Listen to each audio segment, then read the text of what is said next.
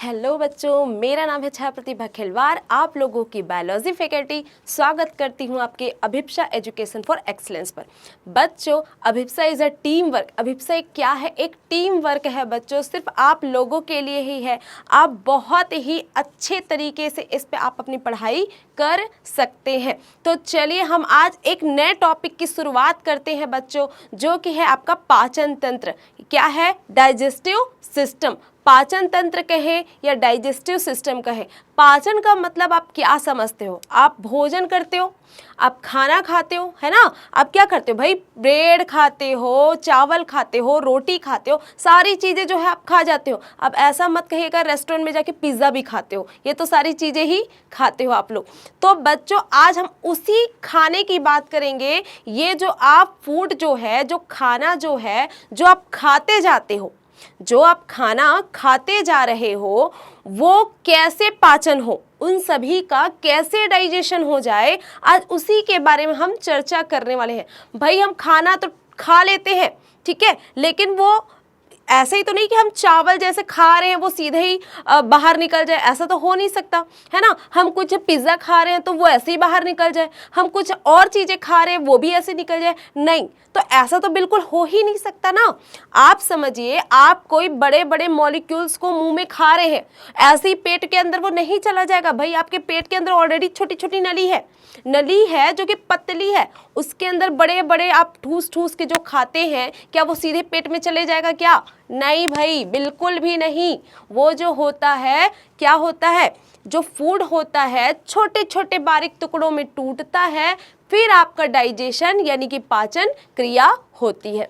चलिए आज उसी टॉपिक के बारे में बात करेंगे बच्चों। हम लोग डाइजेस्टिव सिस्टम की बात करेंगे कि क्या होता है पाचन, क्या होता है पाचन तंत्र, क्या होता है, मनुष्य में पाचन की क्रिया किस प्रकार से होती है, आज हम उसी के बारे में चर्चा करने वाले हैं। तो चलिए देर नहीं करते, अपने टॉपिक की ओर शुरुआत करते हैं, जो कि है पाचन।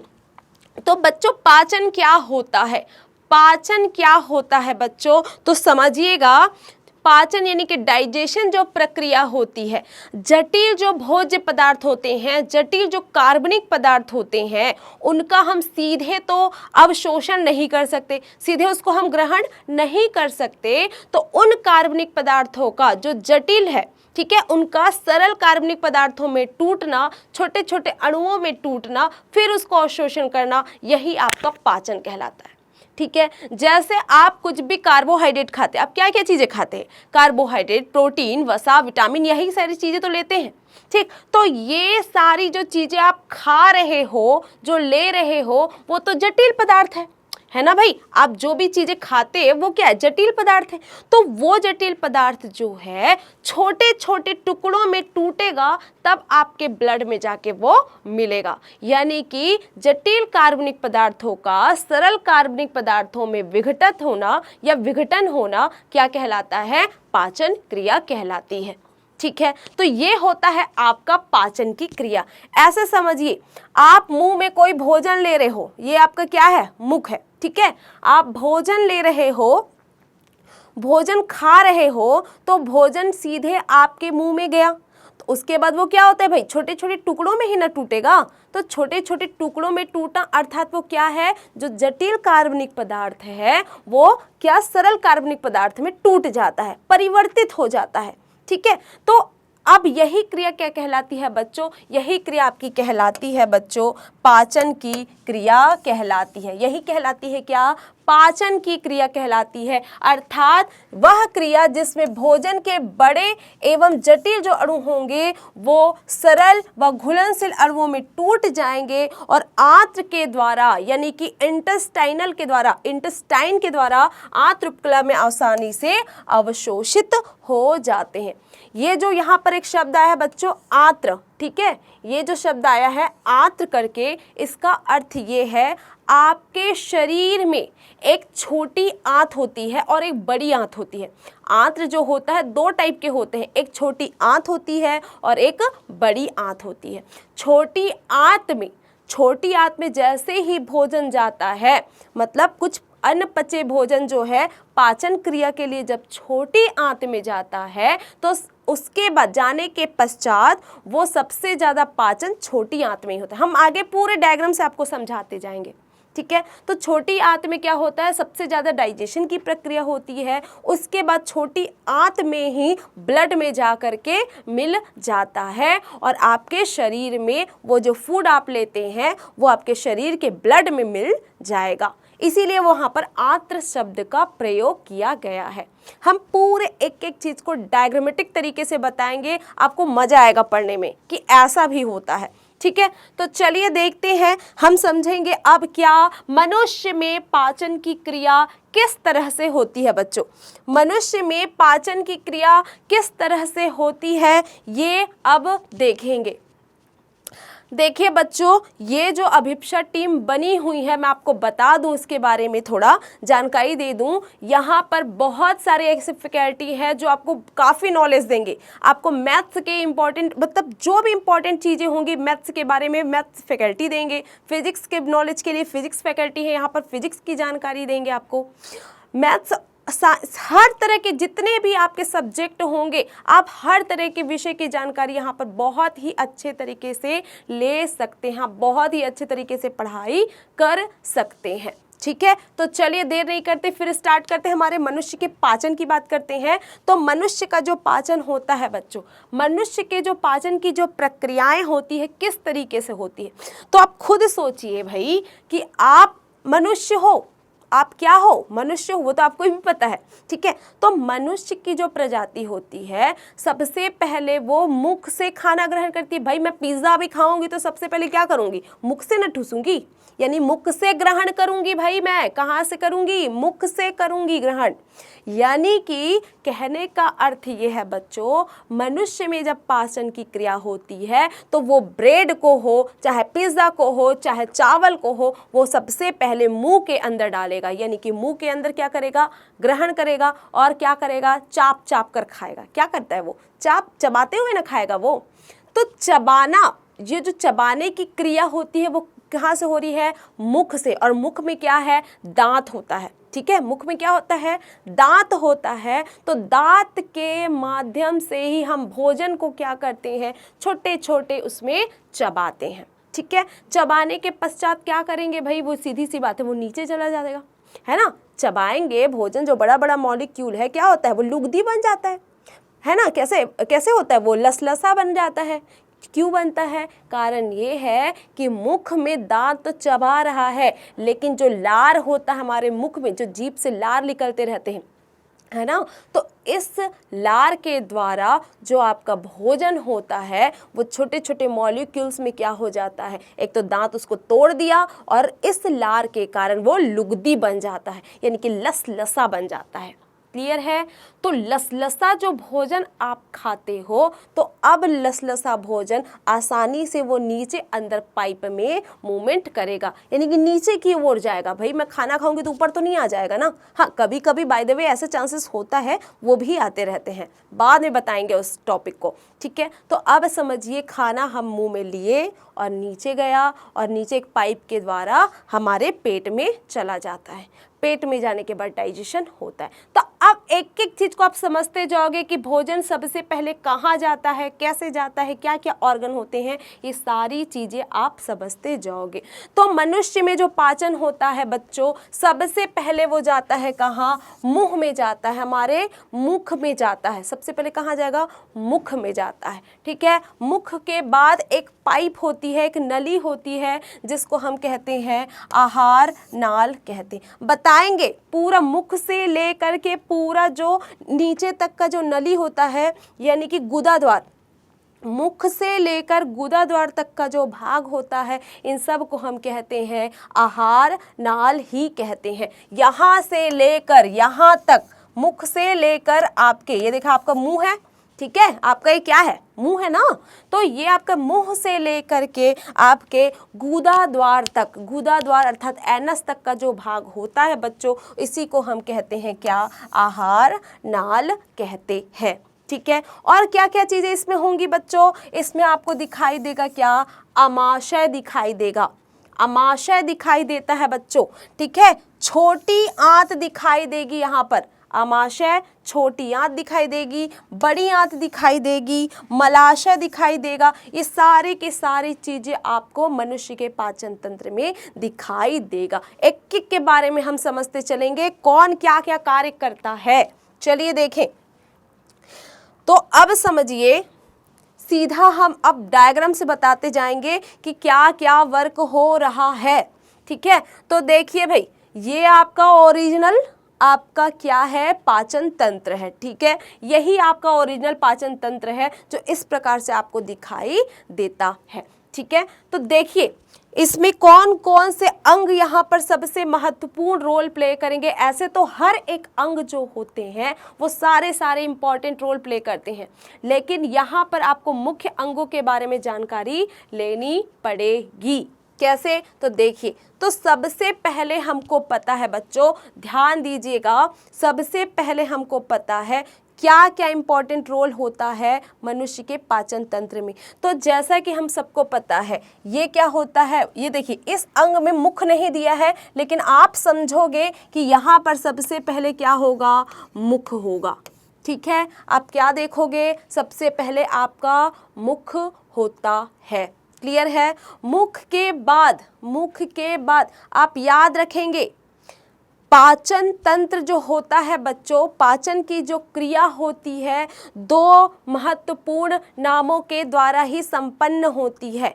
एक को हम कह देते हैं क्या, एलिमेंट्री कैनाल, अर्थात उसे हम आहार नाल कहते हैं। मुख्य अंग पाचन तंत्र में दो ही होते हैं, पहला जो होता है आहार नाल होता है। क्या होता है, आहार नाल होता है। पहला कौन सा होता है, आहार नाल होता है। और दूसरे की बात करें, देखिए पहला जो होता है यहाँ से यहाँ तक का जो भाग होता है इसे ही हम कहते हैं क्या, आहार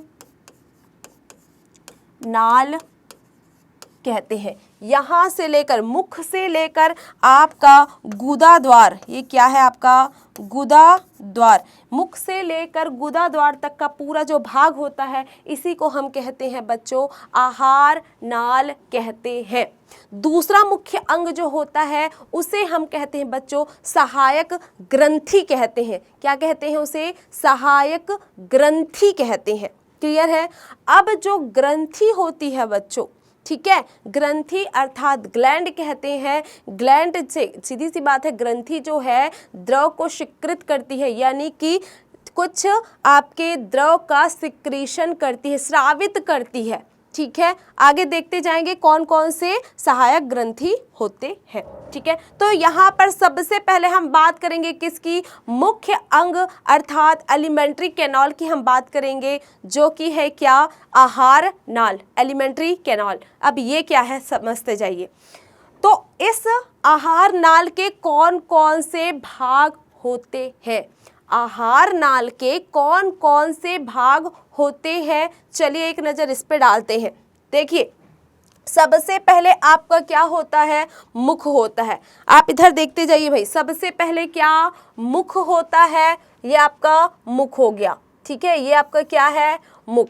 फिर मुख जो है एक गुहा में खुलेगी, कहाँ खुलेगी, मुख गुहा में खुलेगी। ये इसके अंदर का जो भाग होता है इसे हम क्या कहते हैं, मुख गुहा कहते हैं। ठीक है, इसे क्या कहेंगे, देखिए ये के अंदर कहाँ खुली, एक मुख गुहा में खुल रही है। सबसे पहले कहाँ मुख की बात करते हैं, मुख आगे चल के कहाँ खुल रही है, मुख गुहा, क्या है, मुख गुहा में खुलती है। ठीक है, अब मुख गुहा की बात के कौन सी भाग आएगा, अब इसे हम कहेंगे क्या, ग्रसनी कहते हैं। मुख गुहा के जस्ट नीचे क्या होता है, ग्रसनी होता है। और ग्रसनी के जस्ट नीचे वाली जो आपको नलिका दिखी, देखिए ये क्या है, ये वाला जो भाग आपको दिखाई दे रहा है इसको हम कहते हैं ग्रसनी बोलते हैं। ठीक है, मुख गुहा आगे चल के कहाँ खुली, ग्रसनी में खुलती है। ग्रसनी के बाद आगे आपको बड़ा सा पाइप दिखाई दे रहा है, ये देखो लंबा सा पाइप दिखाई दे रहा है। ये जो पाइप आपको दिखाई दे रहा है बच्चों, इसको हम कहते हैं ग्रास नली कहते हैं। इसे हम क्या कहेंगे, ग्रास नली कहते हैं। इसे हम क्या कहते हैं, ग्रास नली कहते हैं।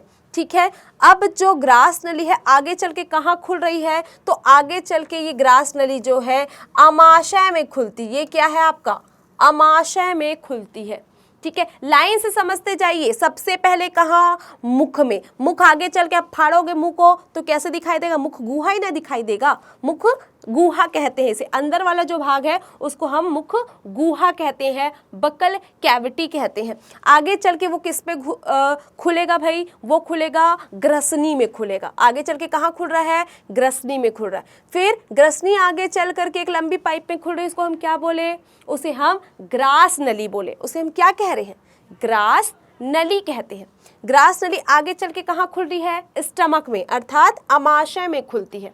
ठीक है, अब अमाशय आप देख रहे होगे, अमाशय जो है फिर एक नली में खुल रही है, इसको हम कहते हैं क्या, इस नली को हम कहते हैं छोटी आंत कहते हैं बच्चों। इस नली को क्या कहते हैं, छोटी आंत कहते हैं। और छोटी आंत जो होता है 3 भागों में विभाजित होता है, यानी कि इसके 3 पार्ट होते हैं।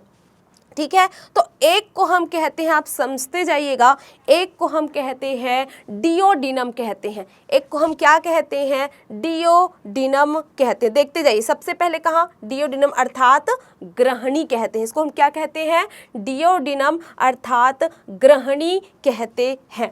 ठीक है, अब देखिए ग्रहणी, तीसरा, पहला पार्ट क्या है, डियोडिनम यानी कि ग्रहणी। आगे चलकर फिर एक और नली में खुलेगा, यानी कि हम छोटी आंत की बात करें। छोटी आंत 3 भागों में विभाजित है, ऐसा बोल सकते हैं कि 3 भाग से ये बना हुआ है।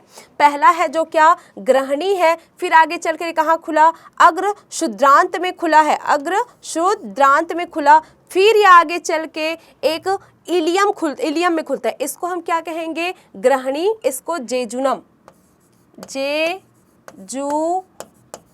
कहते हैं, और इसको कहते हैं डियोडिनम कहते हैं। इसको डियोडिनम कहते हैं, इसको जेजुनम कहते हैं। और लास्ट जो भाग होता है सबसे आखिरी, इसको हम कहते हैं क्या, इसे हम कहेंगे बच्चों क्या, इलियम कहते हैं। क्या कहेंगे, इलियम कहते हैं। ठीक है, अब 3 भाग हो गए आपके आंत के, 3 भाग हो गए, यानी कि एक हो गया क्या आपका इलियम हो गया, एक हो गया आपका डियोडिनम हो गया, और एक और हो गया आपका जेजुनम। ठीक है, 3 उसके भाग होते हैं। क्लियर है, अब देखते जाइए, ये स्मॉल इंटेस्टाइन में देखिए, अमाशय से भोजन कहाँ गया, आंत में। आंत के कितने भाग, 3। ठीक है, डियोडिनम हो गया, जेजुनम हो गया और इलियम हो गया। आगे फिर चलते जाएंगे तो आगे जो भोजन है अब कहाँ चले जाएगा, वो जाएगा आपके बड़ी आंत में। ये सारी चीजें क्या है, आपको ऐसे ऐसे दिखाई दे रहा है ना, इस तरीके से स्ट्रक्चर दिखाई दे रहा है, क्वाइल्ड संरचना दिखाई दे रही है, घुमावदार। आप ऐसे खींच दो भाई, वो तो इतनी ज्यादा लंबी नली है कि यहाँ आ नहीं पाएगा। ठीक है, इसीलिए वो कुंडली के रूप में उपस्थित होती है। तो ये कुंडली नुमा संरचना जो है यही आपका आंत होता है। ठीक है, अब आंत जो है, छोटी आंत जो है कहाँ खुल रही है, इस बड़ी, देखिए छोटी आंत यहाँ पर खत्म हुई, अब कहाँ जा रही है, ये बड़ी आंत में।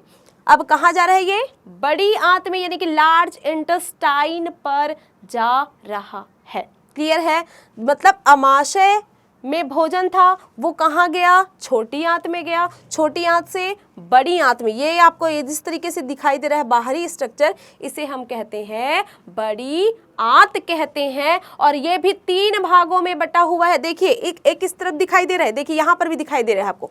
ये बड़ी आंत है, बड़ी आंत के कितने भाग में दिखाई दे रहे हैं, 1 2 3 भाग आपको दिखाई दे रहे हैं। तो इसको हम देखिए, छोटी आंत बड़ी आंत में जिस जगह पर खुलेगी उस भाग को हम कहते हैं क्या, उसको हम अंध नाल कहते हैं, यानी कि हम उसे सीकम कहते हैं। क्या कहते हैं, अंध नाल अर्थात सीकम कहते हैं। इसको हम क्या कहेंगे, सीकम कहते हैं। देखिए यहाँ पर सीकम आपको दिखाई दे रहा है। अब इस बड़ी आंत को जैसे कि मैंने बताया कि 3 भागों में इसको भी डिवाइड कर दिया गया है। कौन कौन से पार्ट है, इस भाग को हम कहते हैं क्या, इसे हम कहते हैं आरोही वृहदंत्र कहते हैं। क्या कहते हैं, आरोही अर्थात असेंडिंग भाग इसको कहते हैं, असेंडिंग कोलॉन कहते हैं, इसको असेंडिंग कोलॉन कहते हैं, अर्थात आरोही वृहदंत्र। ठीक है, अब आपको ऊपर का भाग दिखा रही, ये है क्या आपका आरोही वृहदंत्र। ठीक है, ये वाला भाग क्या कहलाता है आपका, आरोही वृहदंत्र। अर्थात असेंडिंग कोलॉन कहलाता है। इसको हम क्या कहते हैं? असेंडिंग कोलॉन कहते हैं। ठीक है, अब आपका ऊपर वाला जो भाग दिखाई दे रहा है बच्चों, इसको हम कहते हैं ट्रांसवर्स कोलॉन कहते हैं, अर्थात अनुप्रस्थ वृहदंत। इसको हम क्या कहेंगे? अनुप्रस्थ वृहदंत्र कहा जाता है। ठीक है, अब तीसरे भाग की हम बात करें, ये ऊपर वाला हो गया। अब तीसरे भाग, इस भाग की बात करें हम, इस भाग को हम क्या कहते हैं? इसको हम, ये देखिए ट्रांसवर्स हो गया। अब ये वाला जो भाग होता है इसको हम कहते हैं अवरोही, डिसेंडिंग, अवरोही वृहदंत्र कहा जाता है। ये आपका क्या हो गया? आरोही। ये क्या है? अवरोही, बीच का अनुप्रस्थ। तीन आपको भाग में दिखाई देता है। आगे चलकर यही जो बड़ी आंत होती है वो मलाशय, मलाशय से गुदा में खत्म हो जाती है कि लास्ट आपका भाग कहाँ खुलेगा? गुदा द्वार में खुल जाता है। एक बार फिर से बताते हैं, सबसे पहले भोजन मुख में जाता है, मुख के बाद कहाँ जाएगा? ग्रसनी, मुख गुहा में खुलेगा, मुख गुहा से ग्रसनी में खुलेगा, ग्रसनी से ग्रास नली में खुलेगा, ग्रास नली से आपका अमाशय में जाएगा, अमाशय के बाद कहाँ जाएगा? सीधी बात है वो छोटी आंत में जाएगा। छोटी आंत जो है तीन भागों में डिवाइडेड होती है, डियोडिनम होता है, जेजुनम होता है, आपका क्या होता है? जेजुनम होता है, और तीसरा जो होता है वो इलियम होता है। ठीक है, अब छोटी आंत से कहाँ जाएगा भोजन? बड़ी आंत में जाता है, और बड़ी आंत में क्या होता है? इसके भी 3 पार्ट होते हैं, लेकिन छोटी आंत बड़ी आंत पे किस जगह पर खुलेगा? सीकम स्थान पर खुलेगा। मतलब ये क्या कहलाता है? सीकम कहलाता है, अर्थात इसे हम अंधनाल कहते हैं, अंधनाल या सीकम कहते हैं इसे। ठीक है, ये यहाँ पर खुला। अब खुलने के पश्चात जो बड़ी आंत होती है 3 भाग में डिवाइडेड है, एक है आरोही, एक है अनुप्रस्थ, और तीसरा है क्या? अवरोही। ठीक है, आरोही, अवरोही और अनुप्रस्थ। फिर आपका जो है भोजन कहाँ को जाएगा भाई? फिर वो जाएगा गुदा में जाता है, यानी कि मलाशय से गुदा द्वार द्वारा वो बाहर निकल जाता है और आप टॉयलेट जाते हो। ये सारी चीज़ें जो है क्रियाएं होती है। ठीक है, आई होप ये आपको पाचन तंत्र समझ आ रहा होगा।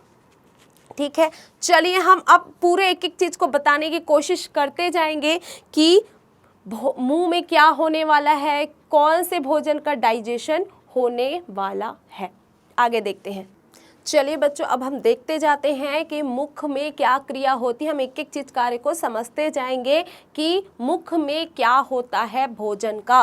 तो भाई देखते जाइए, मुख में सबसे पहले क्या होता है भोजन का? तो सबसे पहले आप देखोगे दांत के बारे में। मुख में हमने भोजन लिया, यानी कि हम क्या कर रहे हैं? खाना खा रहे हैं। ठीक है, तो उस बड़े बड़े भोजन को छोटे छोटे भागों में क्या करेगा मुख हमारा? मुख में उपस्थित है हमारा दांत, और दांत का काम होता है तोड़ने का। छोटे छोटे मतलब जटिल पदार्थों को छोटे छोटे अणुओं में तोड़ना, यानी कि छोटे छोटे अणुओं में विभाजित कर देना। तो हमने खाया क्या? मान लो जाए हमने खाया चावल, हमने खाया कुछ और भी खा लिए, तो ये सारी चीज़ें जो हम कर रहे हैं वो किसके माध्यम से चबा रहे हैं भाई? वो बड़े मॉलिक्यूल्स को छोटे छोटे मॉलिक्यूल्स में कर रहे हैं, किसके माध्यम से करेंगे? हम करेंगे इसी दांत के माध्यम से। दांत जो हमारा होता है बच्चों, ये जो दांत होता है इसी के द्वारा हम क्या करते हैं? भोजन को चबाते हैं। ये तो सभी को पता है भाई, दांत से ही तो चबाएंगे,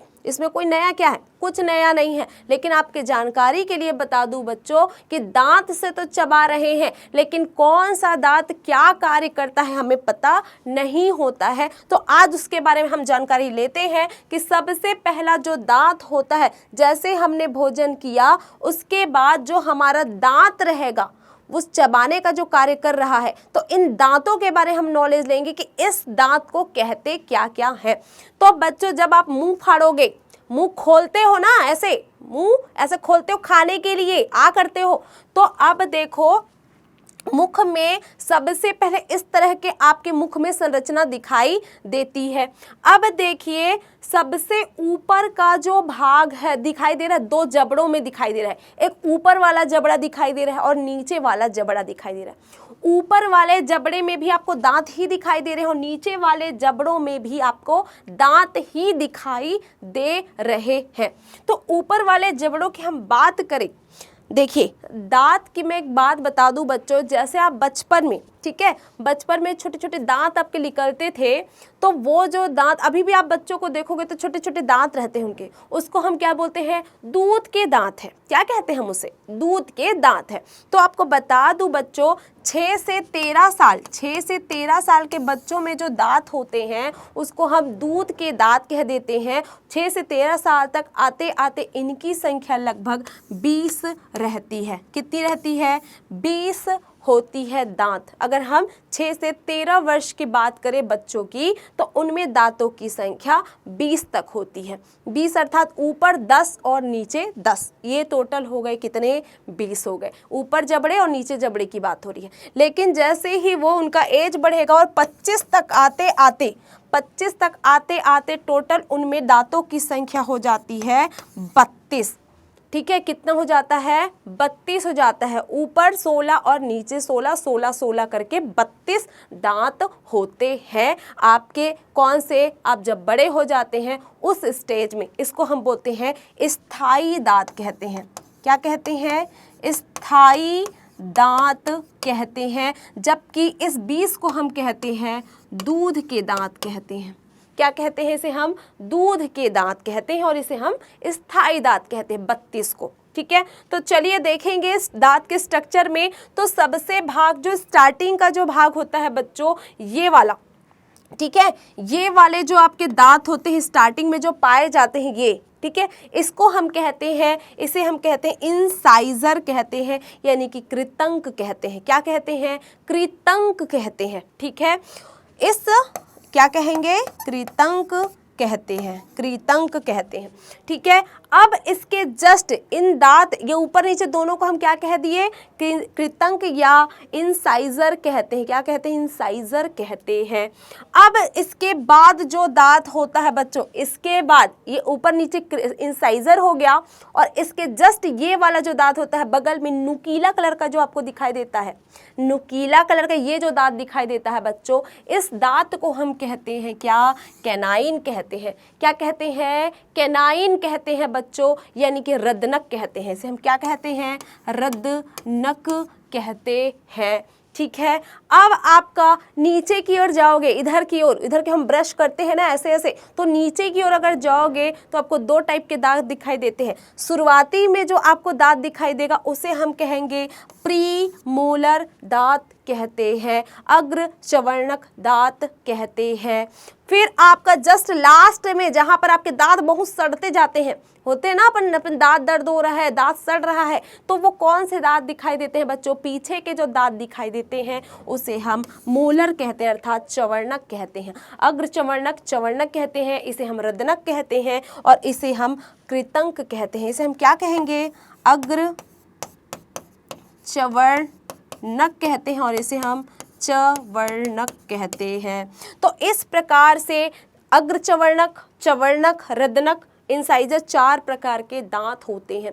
जब हम भोजन को सबसे पहले चबाते हैं तो कहाँ से चबाना स्टार्ट करते हैं, इसी कृतंक के माध्यम से हम चबाना शुरू करते हैं, अर्थात हम इंसाइजर से ही, इसी इंसाइजर से ही हम चबाना शुरू करते हैं।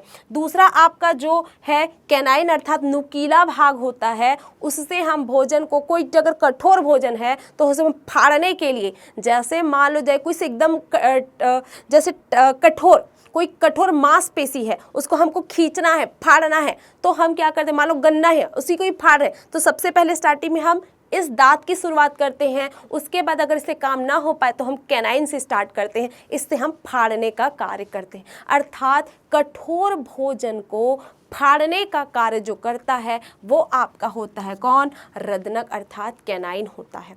ठीक है, अब बचे हुए जो भाग होते हैं, जो छोटे छोटे भाग होते हैं जिसको हम चबा सकते हैं हल्का फुल्का, उस भाग को हम कह देते हैं क्या, प्रीमोलर और मोलर। अर्थात प्रीमोलर और मोलर जो है बचे हुए जो टूट गए भाग हैं, चबा चुके भाग हैं, उसको सिर्फ छोटे छोटे मॉलिक्यूल्स में और तोड़ने का कार्य करते हैं। ये कौन करता है, प्रीमोलर अर्थात मोलर।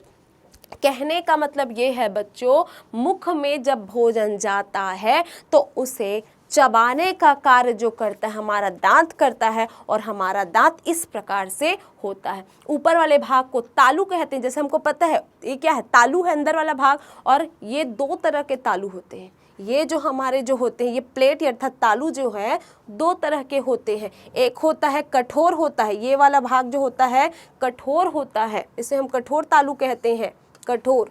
ठीक है, ये कठोर तालु होता है, और ये क्या होता है, कोमल तालु होता है, इसे हम क्या कहेंगे, कोमल तालु कहते हैं। ठीक है, इसको हम क्या कहेंगे, कोमल तालु, सॉफ्ट प्लेट। ठीक, तो इस तरीके से, और ये हमारा टंग है, ये दिखाई दे रही है। तो इस प्रकार से हमारा क्या होता है, दांत की संरचना होती है, और भोजन जो है टूटने का जो कार्य होता है यहीं से स्टार्ट होता है। देन इसके बाद होता है हमारा जीभ का काम होता है। जीभ, ये जो भाग होता है जीभ का काम होगा, और जीभ में सीधी सी बात है लार स्रावित होता है ना। लार तो देखे होंगे, हमेशा पानी निकलते रहता है इससे, ये क्या है, लार स्रावित होता है। लार जो क्या करता है, भोजन को लुगदी बनाने का कार्य करता है। हमने भोजन को चबा लिया दांतों से, और चबाने के पश्चात जो हमारा लार होता है, स्लाइवा जो होती है, याद रखेंगे लार में लार ग्रंथि होती है जो एक द्रव को सिक्रेट करती है। लार ग्रंथि, लार यानी कि स्लाइवरी ग्लैंड जो होता है स्लाइवा को सिक्रेट करती है, लार को सिक्रेट करती है, जिससे भोजन क्या बनता है, वो लुगदी बनता है, नम बनते जाता है। ठीक है, वो क्या करती है, बैक्टीरिया को भी खत्म करने का भी कार्य करती है। ठीक है, एक चीज और बच्चों याद रखेंगे, जब भी आप पाचन तंत्र पढ़ते हो तो एक चीज दिमाग में बैठा के रखोगे, सारी क्रियाएं जो होती जाएगी पचने की वो एंजाइम्स के द्वारा ही होती जाएगी। बाकी का काम जो रहेगा क्या रहेगा, भोजन को तोड़ देगा, नम बना देगा, लेकिन अगर ग्रंथि है तो वहाँ पर एंजाइम सिक्रेट होगा, और एंजाइम्स का ही कार्य होता है भोजन को पचाने का। ठीक है, दिमाग में बैठा लो आप सभी लोग, एंजाइम्स ही जो होता है वही भोजन को पचाने का कार्य करता है। ठीक, तो अब हम आगे बढ़ते हैं। लार ग्रंथि में तो हो गया, तो जो भी हम फूड खा रहे हैं, मान लो जैसे सबसे पहले हमने फूड खाया, उसमें क्या है, कार्बोहाइड्रेट। तो कार्बोहाइड्रेट, प्रोटीन, सारी चीजें होंगी। ठीक है, तो कार्बोहाइड्रेट जैसे हम खा रहे हैं तो कार्बोहाइड्रेट यानी कि शुक्र शर्करा युक्त पदार्थ होता है। तो शर्करा युक्त पदार्थों का जो पाचन होता है वो यहीं से शुरू हो जाता है, लार ग्रंथि से ही। स्टार्टिंग मुंह से ही हो जाता है, लार ग्रंथि से। ठीक है, चलिए आगे बढ़ते हैं। अब आपको लार ग्रंथि के बारे में ही, जैसे ही मैंने कहा लार के बारे में, तो आपको जानना जरूरी है इस लार में लार ग्रंथि होता है। ठीक है, तो ये जो लार ग्रंथि होती है बच्चों, कौन कौन सी होती है, तो भोजन में लार ग्रंथि होती है, 3 तरह के आपके लार ग्रंथियां पाई जाती है। तो इस अगर आप डायग्राम को ध्यान से देखोगे तो आपको दिखाई दे रहा है, सबसे पहले वो नाम लिखा है उसको अभी देखते जाइए, और ये डायग्राम को देखते जाइए आप लोग। ठीक है, सबसे पहले हम बात करें तो ये है क्या, अधोजिह्वा। अधोजिह्वा अर्थात सब लिंगुअल ग्लैंड। ठीक है, अधोजिह्वा अर्थात सब लिंगुअल ग्लैंड। ठीक है, दूसरे की बात करें तो ये है सब मैंडिबुलर ग्लैंड, यानी कि हम इसको सब मैक्सिलरी ग्लैंड भी कहते हैं। क्या कहते हैं इसे, हम सब मैक्सिलरी ग्लैंड भी कहते हैं, सेम है, हम और अथवा या भी करके प्रयोग कर सकते हैं।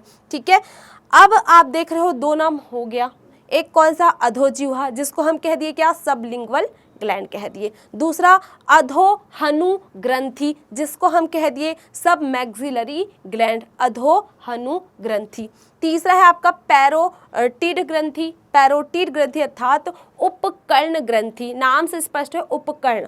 ठीक है, अब समझते जाइए, सबसे पहले जो जीभ में जो ग्रंथि होती है बच्चों, उसी को हम कहते हैं क्या, सबलिंगुअल ग्रंथि कहते हैं।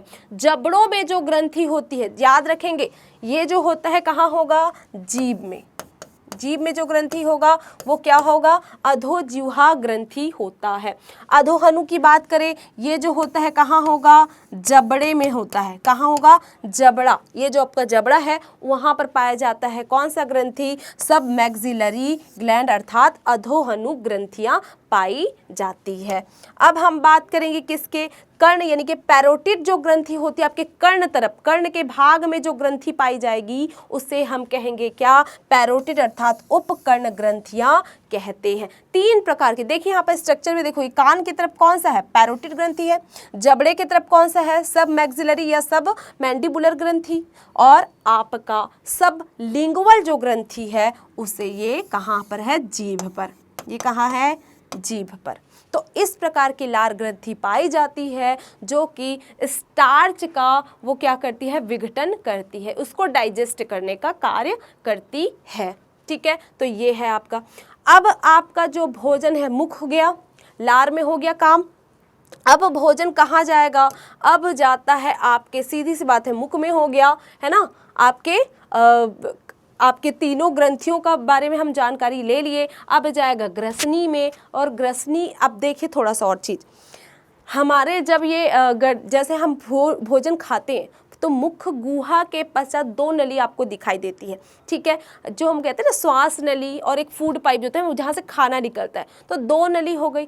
तो देखिए भाई, जब हम सांस लेते हैं तो आप देखे होंगे सांस की एक अलग नली होती है, और हम जो खाना खाते हैं उसकी एक अलग नली होती है। ठीक है, यानी कि ग्रास नली और जो हम कहें श्वास नली, तो दोनों ही नली अलग अलग होती है।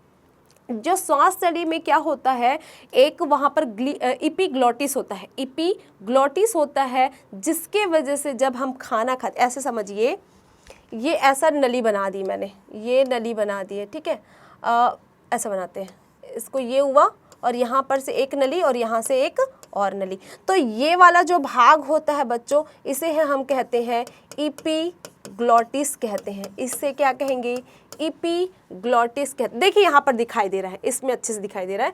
देखिए ये है आपका इसोफेगस अर्थात ग्रास नली है, तो यहाँ पर ग्रास नली और ग्रसिका की बात करें तो देखिए ग्रसिका से नीचे क्या है, ग्रास नली, और यहीं पर है आपका क्या, इपीग्लॉटिस। अर्थात जब आप खाना खाते हो तो इपीग्लॉटिस क्या हो जाता है, बंद हो जाता है। इपीग्लॉटिस क्या होगा, बंद हो जाएगा, ताकि आपका जो खाना है अर्थात जो भोजन खाते हो वो ग्रास नली में जाए, ना कि श्वास नली में जाए। जैसे ही इपीग्लॉटिस बंद होगा तो सीधी सी बात है, आपका खाना इस ग्रास नली में जाएगा। ठीक है, लेकिन और अगर वो खुल रहा है, हम सांस ले रहे हैं, हम सांस लेते हैं, तो सांस लेने के पश्चात जिस नली में, ये नली आगे चल के कहाँ बढ़ेगी, फेफड़ों में, दोनों तरफ के कहाँ जाएगी, लंग्स में न जाएगी। तो दोनों तरफ के लंग्स में जब जाएगी तो इपीग्लॉटिस जो होता है, जब हम ऑक्सीजन लेते हैं तो वो खुल जाता है, लेकिन जब हम खाना खाते हैं तो वो इपीग्लॉटिस बंद हो जाता है। तो ये प्रक्रियाएं चलती रहती है, जब जब हम ऑक्सीजन लेते हैं इपीग्लॉटिस खुलते जाता है। तो ऐसी प्रक्रियाएं होती है। क्लियर है। अब भोजन जो है ग्रास नली में क्या होता है, श्लेष्मा युक्त पदार्थ होते हैं जो उसको नमी प्रदान करते हैं। अब भोजन कहाँ जाएगा भाई, जैसे कि मैंने कहा था स्टमक में जाता है। स्टमक में प्रोटीन का कुछ मात्रा में वसा का पाचन होता है। इसमें क्या होता है, प्रोटीन का कुछ मात्रा में वसा का पाचन होता है। याद रखेंगे क्यों होता है, समझिए। स्टमक में जठर रस स्रावित होता है। पहली बात, स्टमक अगर आप स्ट्रक्चर देख रहे हो तो किस आकार की दिखाई दे रही है, ये आपको जे आकार की नली दिखाई दे रही है। जे दिख रहा है, मुझे तो जे दिख रहा है भाई, आप लोगों को भी जे दिख रहा होगा। तो जे आकार की नली हमको दिखाई देती है, और इस स्टमक में क्या होता है, इसमें जठर रस का स्रावण होता है। इसके अंदर जठर रस स्रावित होते हैं, और जठर रस में आपका यहीं पर HCl एंजाइम्स का भी सिक्रेशन होता है, जो पाचन में काफ़ी हेल्प करता है। ठीक है, तो यहाँ पर प्रोटीन युक्त पदार्थ और कुछ मात्रा में वसा का डाइजेशन हो जाता है। ठीक है, चलिए आगे बढ़ते हैं। अब भोजन कहाँ जाएगा, अब थोड़ा सा ध्यान रखिएगा। यहीं पर आपको एक चीज़ और बताऊं तो यहीं पर है आपका क्या, लीवर आपको दिखाई दे रहा है। क्या दिखाई दे रहा है, यकृत यानी कि लीवर दिखाई दे रहा है। और इस लीवर में बच्चों, इसी लीवर में पित्त रस का स्रावण होता है। आप ध्यान रखेंगे लीवर के बारे में। मनुष्य की सबसे बड़ी ग्रंथि कौन सी है, जो कि 1.5 किलो होती है भाई, यानी कि 1.5 केजी होती है। ठीक है, तो लीवर सबसे बड़ी ग्रंथि होती है मनुष्य की। ठीक, तो हम इसको क्या बोलेंगे, यकृत जो है सबसे बड़ी ग्रंथि होती है और यहाँ पर पित्त रस का सिक्रीशन करती है। और जो ये पित्त रस जो होते हैं बच्चों, ये भी फैट के डाइजेशन में हेल्प करते हैं, वसा के पाचन में मदद करते हैं। अब ये जो पित्त रस जैसे ही बन जाता है, एक छोटी थैली के नुमा जो संरचना होती है वहाँ पर जाकर रुक जाती है। अर्थात ऐसा हम कह सकते हैं, यहाँ पर जो द्रव बना यानी कि पित्त रस सिक्रेट हो रहा है, और ये पित्त रस सिक्रेट होने के पश्चात कहाँ चला जाएगा, इस ग्लाल ब्लैडर अर्थात पित्ताशय में चला जाता है। इसे हम क्या कहते हैं, पित्ताशय कहते हैं। क्या कहेंगे इसे, पित्ताशय कहते हैं, गाल ब्लैडर को हम कहते हैं। और ये जो पित्त रस कहाँ चले जाएगा, इस गाल ब्लैडर में चला जाता है। फिर अब देखिए, ये जो पित्त रस है ये भी कहाँ चला जाएगा, इंटेस्टाइन में, छोटी आंत में चला जाता है। याद रखेंगे, जितने भी आपके पित्त रस है या है हम जठर रस है, ये सारे के सारे जो है पाचन में मदद करते हैं। ठीक है, आगे देखते जाइए। जैसे कि मैंने पहले ही कहा, ये आमाशय में गया भोजन, आमाशय में जाने के पश्चात कहाँ जा रहा है, आपके छोटी आंत में। मैं साथ साथ लेकर चल रही हूँ, इससे थोड़ा सा ध्यान दीजिएगा। मैंने पूरे प्रोसेस बता दिए हैं कि भोजन कहाँ से कहाँ तक जाता है, कहाँ पर नली क्या खुलती है। ठीक है, तो यहाँ पर देखेंगे, अब देखते जाइए भोजन कहाँ जाएगा, स्टमक से कुछ देखिए, कुछ मात्रा में भोजन का पाचन हुआ अर्थात प्रोटीन का पाचन हो गया। यहाँ पर कुछ कार्बोहाइड्रेट यानी कि शर्करा युक्त पदार्थों का पाचन हुआ मुंह में, लार में। ठीक है, लेकिन अब अधिकांश जो भाग होता है, अर्थात हम कार्बोहाइड्रेट की बात करें, कार्बोहाइड्रेट की बात करें, हम प्रोटीन की बात करें, हम वसा की बात करें, अधिकांश जो भाग होता है उनका पाचन होता है कहाँ, इस स्मॉल इंटेस्टाइन पर होता है। ठीक है, तो जब आमाशय डियोडिनम में खुलता है, सबसे पहले वो कहाँ खुलेगा, इस डियोडिनम में खुलता है।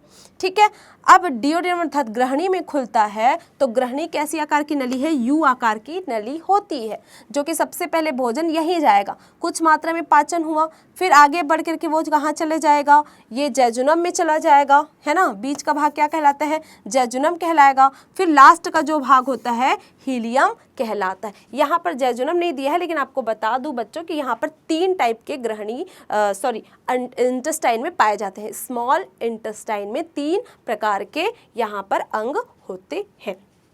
तो ये है आपका क्या, स्मॉल इंटेस्टाइन। यहाँ पर कार्बोहाइड्रेट, प्रोटीन और वसा सभी का पाचन जो है अधिकांश मात्रा में यहाँ पाचन हो जाता है। अब बच गए कुछ और पदार्थ जो हैं बच जाते हैं, कुछ ऐसे वेस्ट मटेरियल जो बच जाते हैं, वो अब कहाँ चले जाएंगे, बड़ी आंत में। देखिए लाइन से ये जाते जा रहे हैं, अपना फूड जो है लाइन से जाते जा रहा है। हमारा जो खाना है वो कहाँ जा रहा है, लाइन से, यहाँ से आमाशय से होते हुए, जैसे यहाँ से गया आमाशय में गया, आमाशय से कहाँ, छोटी आंत में, यहाँ पर आपको नीचे तरफ देखिए छोटी आंत हो गया, छोटी आंत में जाने के पश्चात बड़ी आंत में जा रहा है। तो छोटी आंत में अधिकांश का तो पाचन हो गया, अब बचा क्या, बड़ी आंत बचा। अब बड़ी आंत में जाने के पश्चात जो है देखिए ऊपर गया, फिर यहाँ गया, तो इस बड़ी आंत में क्या होता है, जल का अवशोषण होता है।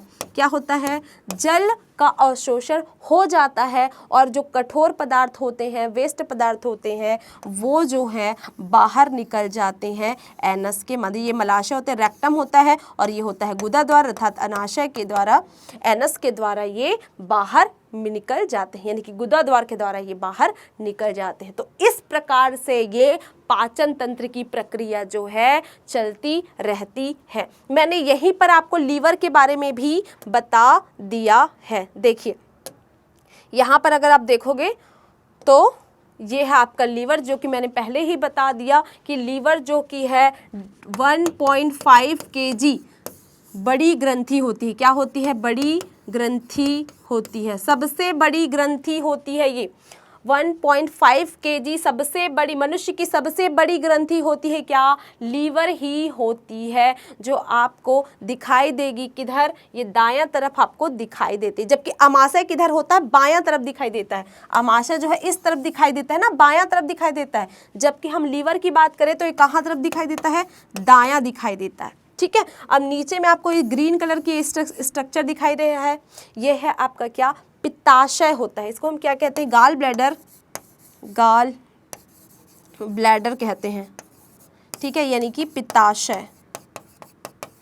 ठीक, ये है आपका पित्ताशय होता है। अब ये जो पित्ताशय होता है बच्चों, यहीं पर ही यहाँ पर क्या होगा? इनसे निकला जो पित्त रस होता है, पित्त रस, यहाँ से लीवर से पित्त रस निकलता है, याद रखेंगे, पित्त रस लीवर से निकलता है। लेकिन इसके अंदर की तरफ देखोगे तो पित्ताशय दिखाई देता है। तो ये जो रस है ये गुलाबी, देखो ये जो पित्ताशय होता है ये भी एक ग्रंथि होती है, सहायक ग्रंथि होती है, जो गुलाबी रंग की होती है, गुलाबी रंग की होती है। गुलाबी रंग की क्या है? पित्ताशय ग्रंथि होती है। अभी डायग्राम में दिखाते जाते हैं। ठीक है, ये इसी से जुड़ा हुआ है। तो लीवर के बारे में बस इतना ही याद रखेंगे, सबसे मनुष्य की सबसे बड़ी ग्रंथि होती है। और यहाँ पर क्या होता है? भोजन, देखो कुछ जीवाणु जो होते हैं यहाँ नष्ट हो जाते हैं, कुछ चीज़ों का यहाँ पर पाचन हो जाता है, क्योंकि हर जगह से क्या होगा? एंजाइम्स का ही सिक्रेशन होता है। आगे चल के हम आपको पूरे एंजाइम्स का वर्क बताते जाएंगे कि कौन सा एंजाइम्स क्या क्या चीज़ें करता है। आप इसमें सिर्फ और सिर्फ देखोगे कि कहाँ पर किसका डाइजेशन हो रहा है। ठीक है, तो ये हो गया आपका यकृत हो गया। आगे देखोगे तो ये है पैंक्रियास। देखिए यहाँ पर क्या दिखाई दे रहा है? पैंक्रियास अर्थात अग्नाशय दिखाई दे रहा है। अग्नाशय अगर देखोगे तो ये आपको पिंक कलर की कैसी दिखाई देती है? पिंक कलर के आकार की आपको अंग दिखाई देता है, गुलाबी रंग का अंग दिखाई देता है। इसे हम कहते हैं क्या? अग्नाशय कहते हैं। और ये जो पैंक्रियास होता है, ये जो अग्नाशय होता है बच्चों, इसी अग्नाशय में 3 प्रकार की कोशिकाएं पाई जाती है। इसे हम कहते हैं अल्फा कोशिका कहते हैं, अल्फा बीटा कोशिका कहते हैं और लैम्डा कोशिका कहते हैं। ठीक है, अल्फा बीटा और डेल्टा लिख देती हूँ यहाँ पर, सॉरी गलत हो गया, डेल्टा, अल्फा ऐसे लिखिए आप यहाँ पर। 3 प्रकार की इसमें कोशिकाएं पाई जाती है अग्नाशय में, जो कि है अल्फा, बीटा और डेल्टा। ठीक है, ये जो बीटा सेल होती है बच्चों, बीटा सेल जो होती है, ये जो बीटा कोशिका होती है इंसुलिन हार्मोन का सिक्रेशन करती है, इंसुलिन हार्मोन का सिक्रेशन करती है। ठीक है, अब ये 3 प्रकार की इसमें कोशिकाएं पाई जाती है, जिसमें बीटा कोशिका इंसुलिन हार्मोन को सिक्रेट करती है, जो कि डायबिटीज के पेशेंट को दिया जाता है। आप लोगों को पता होना चाहिए। ठीक है, तो ये है अग्नाशय। ठीक, तो आई होप ये आप लोगों को समझ आ गया होगा कि पूरा अंग कैसे कार्य करता है। लीवर क्या करता है? लीवर बहुत ही इम्पॉर्टेंट है। ये लीवर आप लोगों के लिए परीक्षा की दृष्टि से तो इम्पॉर्टेंट रहता ही है, साथ ही साथ ये आपके लिए काफ़ी हेल्पफुल है, आपके नॉलेज के लिए।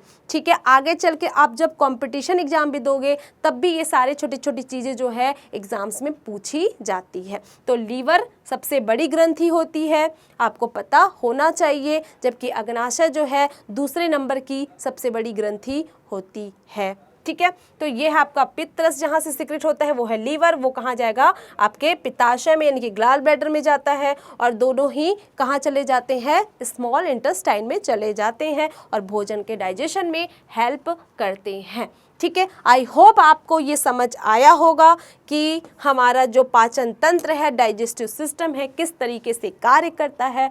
मज़ा आया होगा पढ़ने में मेरे साथ, तो आप मेरे चैनल को लाइक कर सकते हैं। तो हमारी अभिप्सा की टीम आप सभी लोगों के लिए बहुत ही अच्छा वर्क कर रही है। आशा करती हूँ आप लोग को बहुत ही हेल्प हो जाएगा। ठीक है, चलिए चलते हैं। आई होप बच्चों ये चीज़ें आपको समझ आई होंगी, आप मेरे से अच्छे से पढ़ रहे होंगे, समझ रहे होंगे। तो बच्चों इसी तरीके से आप मेरे साथ जुड़े रह सकते हैं। इसके लिए आपको क्या करना पड़ेगा, गूगल प्ले पर जाइए, वहाँ पर अभिप्सा एप्लीकेशन है, आप उसे डाउनलोड कर सकते हैं। आप वहाँ से कोर्सेज़ को खरीद सकते हैं। साथ ही साथ आप www.abhipsa.in पर भी जा करके कोर्सेज़ को परचेस कर सकते हैं। बच्चों इस तरीके से कोर्सेज़ खरीदने के लिए, मेरे द्वारा जो पढ़ाए गए कोर्सेज खरीदने के लिए आप मेरा जो ये कूपन कोड है CHY100 पर उसमें आप अप्लाई करें, जिससे आपको 10% की छूट प्राप्त हो जाएगी। अधिक जानकारी के लिए आप 8821000987 पर भी जाकर आप अधिक जानकारी ले सकते हैं। आई होप आपको समझ आया होगा। धन्यवाद।